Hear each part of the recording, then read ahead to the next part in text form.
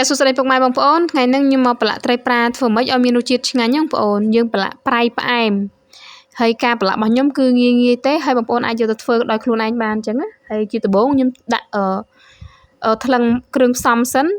គ្រឿងផ្សំហ្នឹងសម្រាប់ត្រី3គីឡូត្រីប្រា3គីឡូសាច់ហ្នឹងបងប្អូនខ្ញុំប្រើអំបិល9ក្រាមវាអត់ដល់1ខាំទេហើយ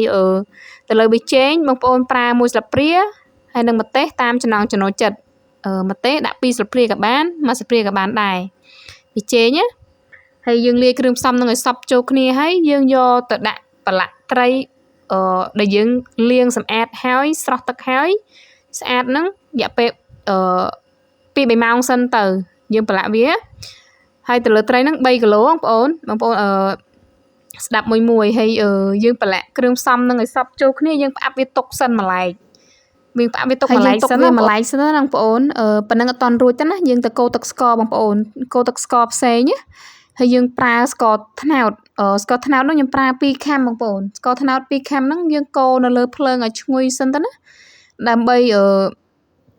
រោមវាមិនឈ្ងុយប្រហែលគ្រាន់ថាកូរឲ្យវាលាយហើយឡើងក្រហមបន្តិចទៅដើម្បីយើងយកពណ៌ប្រឡាក់នៅលើត្រីប្រារបស់យើងទៅវាមានពណ៌ស្អាតផងដែរអញ្ចឹងយើងប្រើស្ករត្នោតហ្នឹង2ខាំបងប្អូនហើយយើងកូរវាឈ្ងុយបន្តិចយើងចាក់ទឹកចូលដើម្បីវាខាប់រាវបន្តិចដល់ពេលយើងយកទៅប្រឡាក់មួយត្រីទៅវាចូលជាតិគ្នាបានល្អអញ្ចឹងបងប្អូនតែអត់ប្រឡាក់ទាំងក្តៅទេណាយើងទុកវាត្រជាក់សិនប្រហែល